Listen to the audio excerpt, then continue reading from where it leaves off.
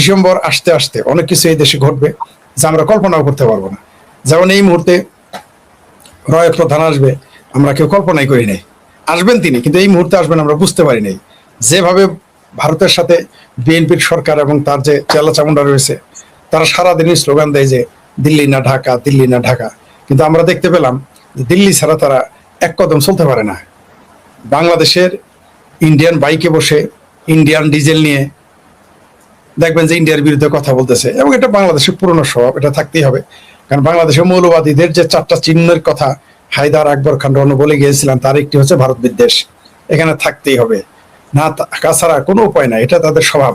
কিন্তু রাষ্ট্রনীতি আলাদা জিনিস। রাষ্ট্র চালাতে গেলে আপনাকে অনেক কিছু মেনে চলতে হয়। জাতীয় এবং আন্তর্জাতিক অনেক নিয়ম কানুন হিসেব নিকেশ মিল করেই রাজনীতিতে টিকে থাকতে হয়, তাছাড়া ক্ষমতায় থাকা যায় না। তার জন্যই তো আমরা কখনো দেখি বাংলাদেশ আওয়ামী লীগ হেফাজতকে ডাকে, কখনো আবার দেখি বাংলা জাতীয়তাবাদী দল বিএনপি আবার হেফাজতকে ডাকে। সব জায়গাতে এরকম ছিল, আছে এবং থাকবে।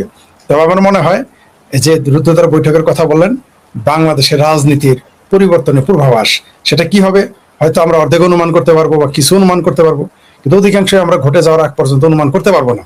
তার আগে আপনারা জানেন যে ফ্রড মাজার নামের যে একজন বদমাইশ আছে, বাম বদমাইশ, সাবেক বাম, সাবেক জাসদি, মানে কোন দল সে করে নাই তা জানি না, সব দলই, শুধু আওয়ামী লীগ ছাড়া সব দলই সে করেছে মোটামুটি, মাসাল্লাহ।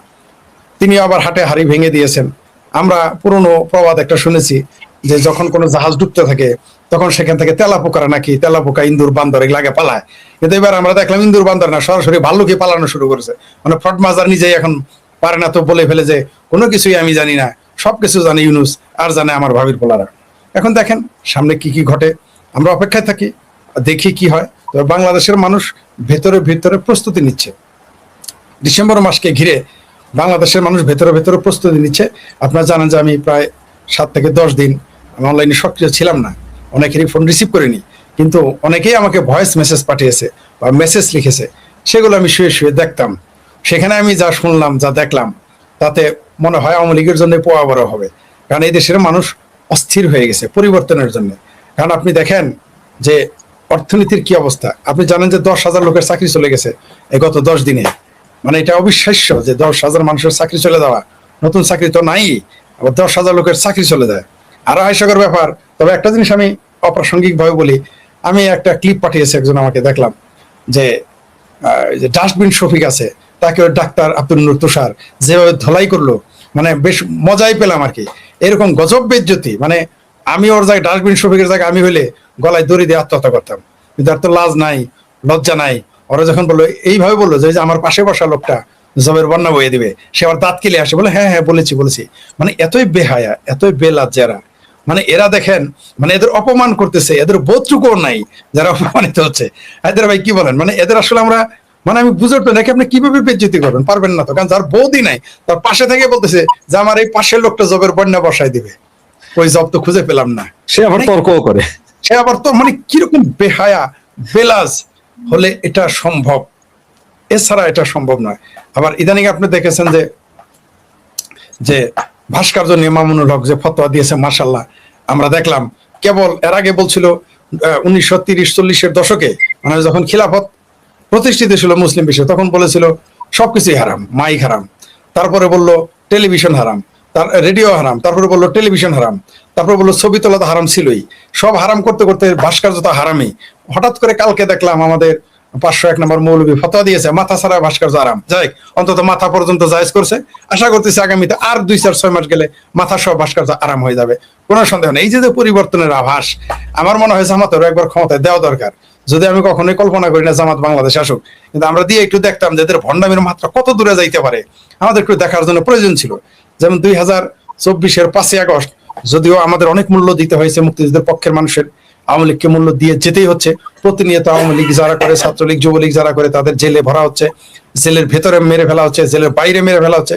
এমনকি শুধু ছাত্রলীগের পক্ষে দোকানে কথা বলায় নাকি, শুধুমাত্র কথা বলায় একজন কিশোরকে, যার বয়স 16 বছর হয় নাই, তাকে মেরে শহীদ মিনারে ঝুলিয়ে রেখেছিল। কি ভয়ঙ্কর ব্যাপার, আপনি কল্পনা করতে পারেন? আমার মনে হয় 1972 সালে যদি এই রাজাকার আল বদর আল শামস বা খানাদারি বাহিনী সহ যাদের 93,000 যে ছেড়ে দেওয়া হয়েছে, এদের যদি কিছু কিছু ধরে ওই শহীদ মিনার গুলোতে ঝুলিয়ে রাখা হতো, আজকে মনে হয় ছাত্রলীগ বা আওয়ামী লীগ বা মুক্তিযুদ্ধের পক্ষের মানুষদের এইভাবে শহীদ মিনারে ঝোলানোর দুঃসাহস তারা দেখাতে পারতো না। অনেক সময় কিছু কিছু সময় ছাড় দেওয়া খুবই ক্ষতিকর, ভয়ঙ্কর ক্ষতিকর। গোকরা সাপকে আপনি ঘরে রেখে, যে গোকরা সাপ আপনাকে কেটেছে সেই গোকরা সাপকে আপনি ছেড়ে দিলেন এমনি এমনিতে, সে আবার আপনাকে সবল দিবে, তার আন্ডা বাচ্চা হবে, মোটামুটি প্রত্যেক শীতকালে মোটামুটি ছায়ের মধ্যে ডিম দিবে, দিয়ে ঘরের ভিতরে আপনার ঘরে পালবে না, আপনার বাসার আশেপাশে ঢুকবে। সেগুলোর জন্য আজকে এই পরিস্থিতি সৃষ্টি হয়েছে, খুবই বেদনাদায়ক। আমি আমি এমনি মানসিকভাবে খুব পর্যদুস্ত, শারীরিকভাবেও, কিন্তু এই বিশেষ করে এই দৃশ্যটা এমন নয় যে এটা শুধুমাত্র ছাত্রলীগের বলে আমি তার পক্ষ নিলাম, তা নয়। কোনো মানুষকে এভাবে মেরে ঝুলিয়ে রেখে সবচেয়ে বেদনাদায়ক হচ্ছে যে বাংলাদেশের পুলিশ প্রশাসন সার্টিফিকেট দিয়েছিল নাকি আত্মহত্যা। মানে কারো আর কোনো খায় দেয় কাম নাই, শহীদ মিনারে গিয়ে ঝুলতে যাব, আর কোনো জায়গা পাইল না। তো মুক্তিযুদ্ধের যারা বিরোধী, ভাষা আন্দোলনের বিরোধী, তাদের সাথে তো শহীদ মিনারের একটা বিরোধিতা আছেই, ছিল, আছে এবং অদূর ভবিষ্যতে থাকবে। তাই তারা এই মুক্তিযুদ্ধের পক্ষের মানুষগুলোকে, সেটা ছাত্রলীগ করুক, ছাত্রদল করুক, বা মুক্তিযুদ্ধের পক্ষে যারা ছাত্রলীগ, যুবলীগ যাই করুক, যে কোনো, এমনকি আপনি দেখবেন বিএনপির ভিতরে যারা মুক্তিযুদ্ধের পক্ষের, তারাও কিন্তু শান্তিতে নাই। তাদের কিন্তু সবগুলোকে সাইড করে দেওয়া হয়েছে, সবগুলো। আপনি বিএনপিকে তো, বিএনপির ভিতরে 5% 10% হলেও তো মুক্তিযুদ্ধের পক্ষে আছে, দেখবেন তাদের কোনো সক্রিয়তা নাই। তার সর্বশেষ প্রমাণ ব্যারিস্টার রুমিন ফারহানা, সে কিন্তু সারাদিনই বঙ্গবন্ধুকে গালি দিত, সংসদে বসে শেখ হাসিনাকে গালি দিত। শুধু একটু মুক্তিযুদ্ধের পক্ষে কথা বলার কারণেই তাকে দেখেন দল তাকে তালাক দিয়ে দিয়েছে। উনিও মোটামুটি বিএনপিকে ব্যারিস্টার রুমিন ফারহানাও বিএনপিকে বাইন তালাক দিয়ে মৌলবীদের হারিয়ে, আমার সবচেয়ে ভালো লেগেছে রুমিন ফারহানা রাজনৈতিক দর্শনের সাথে আমার দ্বিমত রয়েছে, কোনো সন্দেহ নেই এবং থাকবে। কিন্তু রুমিন ফারহানা ওইখানে কিন্তু একই সাথে বিএনপি, একই সাথে এই মৌলবাদী শক্তিকে চূড়ান্তভাবে পরাজিত করে তিনি চলে এসেছেন। তার মানে কি, আওয়ামী লীগের ভিতরে আপনি দেখেন সবাই ধরে নিয়েছিল বিএনপির ভিতরে মুক্তিযুদ্ধ বিষয়ক মন্ত্রী হবে ফজলুর রহমান, অ্যাডভোকেট বীর মুক্তিযোদ্ধা ফজলুর, অনেকেই মনে করে নিয়েছিল, বা কেউ মনে, অথচ তিনি কিন্তু তার চেয়ে বড় পদ, মুক্তিযুদ্ধ তো প্রতিমন্ত্রী পদ, তিনি ক্যাবিনেট মিনিস্টার হওয়ার যোগ্য, যেহেতু তিনি তার দলের চেয়ারম্যানের উপদেষ্টা ছিলেন, কিন্তু তাকে দেওয়া হয় নাই। কেন দেওয়া হয় নাই? সারাদিন বঙ্গবন্ধুর অবশ্য সমালোচনা করে না, আওয়ামী লীগ শেখ হাসিনাকে সারাদিন গালি দেয়, তারপরেও কিন্তু তাকে কোনো মন্ত্রিত্ব দেওয়া হয় নাই এবং দিবেও না। কারণ কি? কারণ হলো যে বিএনপির ভিতরে যারা মুক্তিযুদ্ধের পক্ষে, তাদেরকে তারা বরদাস্ত করতে পারে না। তাহলে যারা ছাত্রলীগ করে, যারা যুবলীগ করে, কৃষক লীগ করে, বাংলাদেশ আওয়ামী লীগ, শ্রমিক লীগ, যুবলীগ, চাই এই ধরনের মুক্তিযুদ্ধের পক্ষে, তাদের কি সহ্য করতে পারবে? পারবে না। তার জন্য এই ঘটনাগুলো ঘটতেছে। তবে আপনাকে বলে দেই, রক্ত কখনো বৃথা যায় না, যায়নি, যাবেও না। এই যে আপনি রুদ্ধতার বৈঠকের কথা বললেন, আমার ধারণা সেখানে ওই ডিসেম্বরকে কেন্দ্র করে কথা হচ্ছে এবং হতে থাকবে। আমরা জানি না যে সর্বশেষ কি ঘটবে, তো আমরা বুঝতে পারি যে একটা পরিবর্তন হচ্ছে এবং পরিবর্তন হওয়া উচিত। বাংলাদেশের সাধারণ মানুষ, আমি বললাম তো, এই 10 দিনে আমার কাছে যে সমস্ত ভয়েস, আমার এই কি বলে ফিল আপ হয়ে গেছে, হ্যাং হয়ে গেছে, মানে এত মানুষ ভয়েস মেসেজ পাঠিয়েছে। কারণ আমার ডাক্তার নিষেধ করেছে ফোনও রিসিভ করতে না করছে। মানে সোজা কথা, আপনারও ফোন আমি ধরি নেই, জানেন, রাশেদ ভাইয়ের ফোন ধরি নাই, আপনার ফোন ধরি নাই। আপনারা হয়তো ভাবছেন যে, জানি আপনারা আপনারা বুঝতে পারছেন যে সামথিং ইজ রং, কিন্তু যারা আমাকে কাছে থেকে জানে না, তারা হয়তো ভুল বুঝেছে, তাদের সাথে তারা বলছে ফোন কেন রিসিভ করে না। আমাকে ফোন ধরাই নিষেধ আমার। মানে এই যে কথা বলতেছি, শরীর গরম হয়ে যাচ্ছে। আজকেও আমি বাদ দিতে চেয়েছিলাম যে, কিন্তু পরে দেখি না, শরীরে আমাকে ঘুমের ট্যাবলেট খেয়ে ঘুমাতে হয়েছে, তারপরে এই যে কথা বলতেছি। যাই হোক, সেটা অন্য প্রসঙ্গ।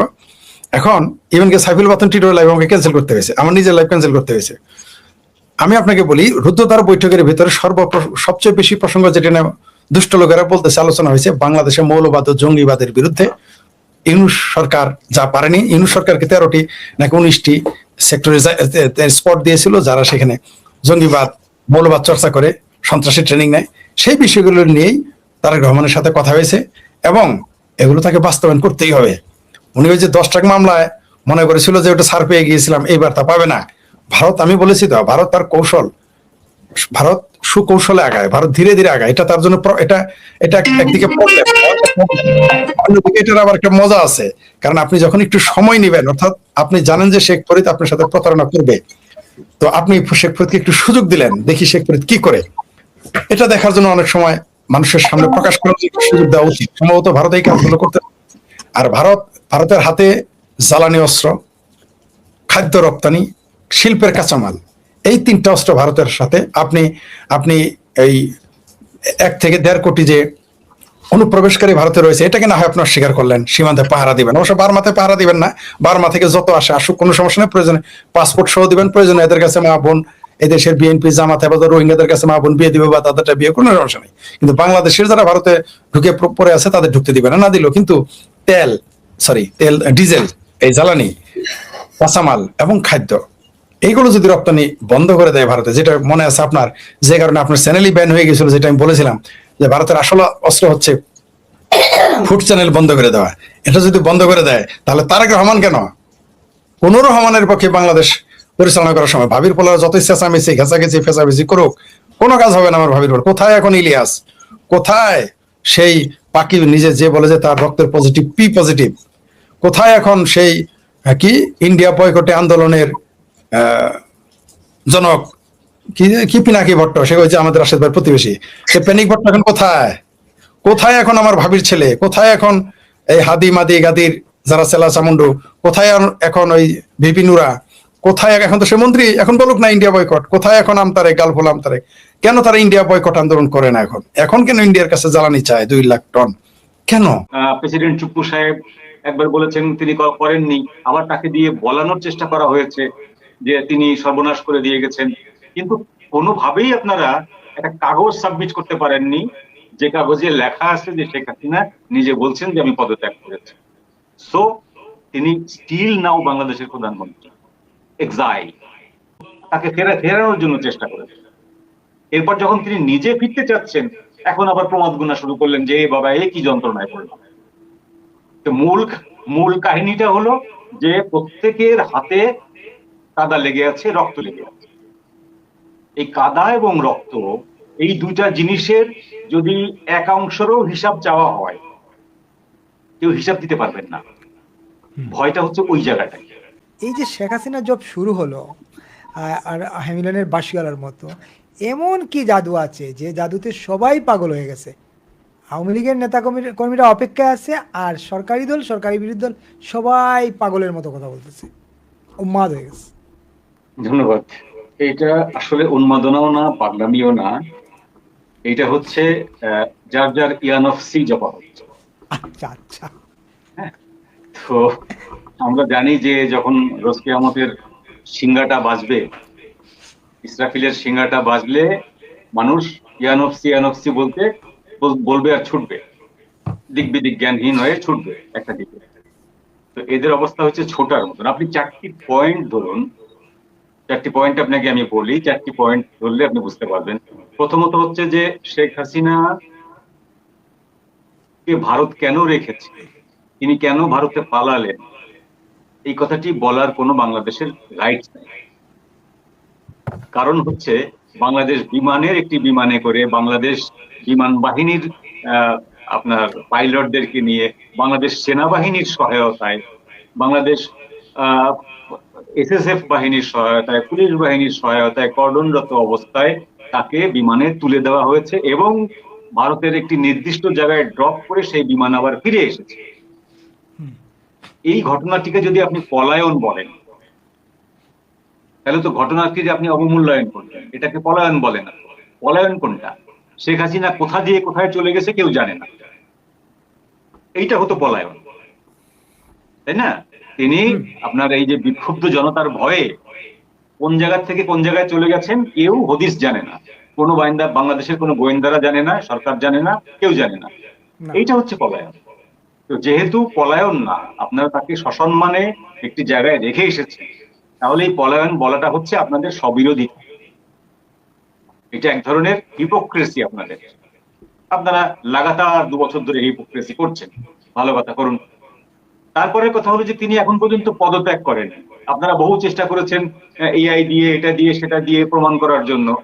প্রেসিডেন্ট চুপ্পু সাহেব একবার বলেছেন তিনি করেননি, আবার তাকে দিয়ে বলানোর চেষ্টা করা হয়েছে যে তিনি সর্বনাশ করে দিয়ে গেছেন, কিন্তু কোনোভাবেই আপনারা একটা কাগজ সাবমিট করতে পারেননি যে কাগজে লেখা আছে যে শেখ হাসিনা নিজে বলছেন যে আমি পদত্যাগ করেছি।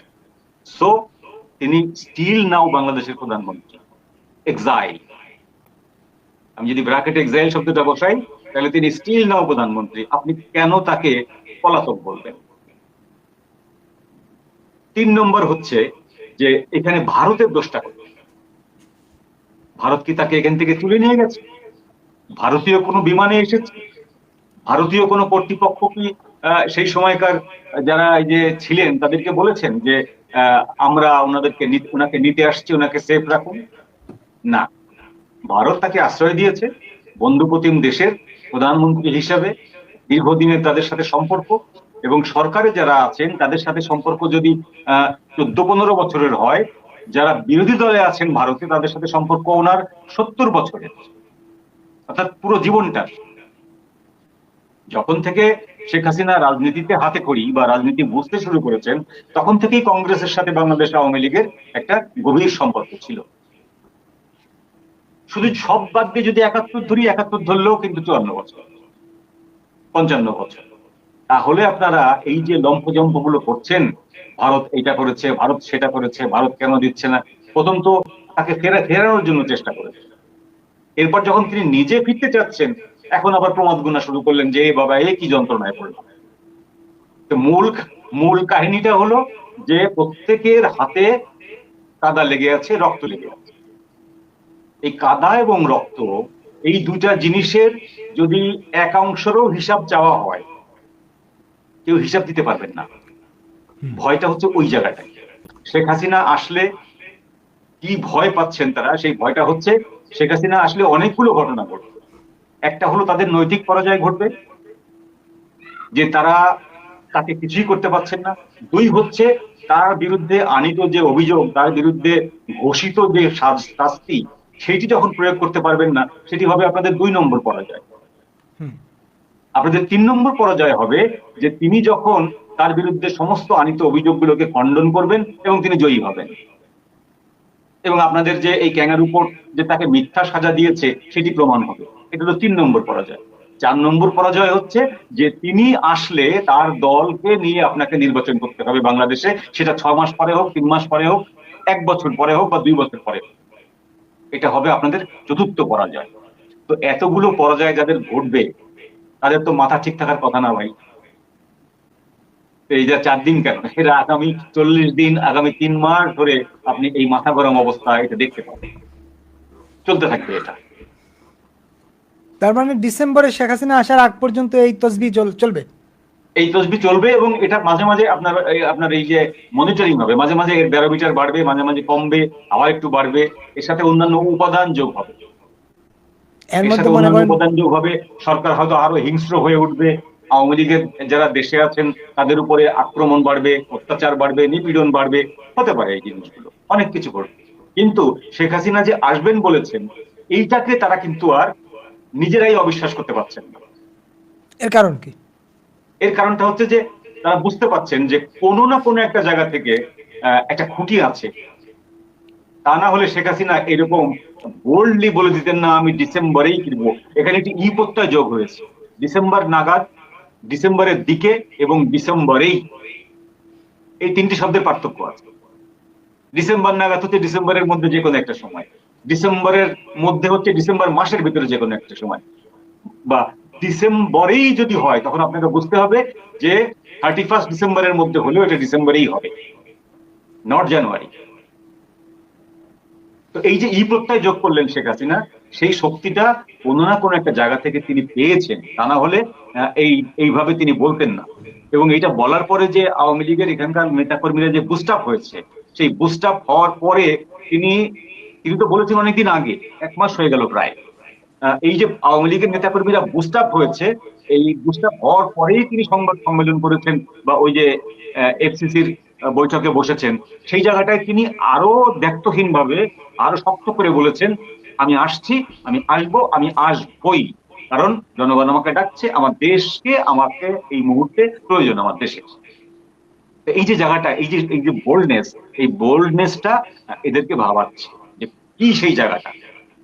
তারা হয়তো জানে, প্রকাশ করতে পারছে না, হয়তো তারা জানে না, যে কারণে তারা খোঁজার চেষ্টা করছে যে কোন জায়গা থেকে কলকাঠি নাড়ছে, কোন জায়গা থেকে দাবার গুটি এদিক ওদিক সরছে, যে কিসের বলে বলিয়ান হয়ে শেখ হাসিনা এটি বলছেন, এবং শেখ হাসিনা ওইটি বলার ফলে এখানকার স্থানীয় আওয়ামী লীগের নেতারা বলিয়ান হচ্ছেন। ঘটনাটা তারা এর ভেতরকার মাঝে যেটা সেটা বুঝতে না পেরেই তাকে নিয়ে আলোচনাটা অব্যাহত রেখেছে এখন পর্যন্ত, এবং আগামীতেও রাখবে আপাতত। একেবারে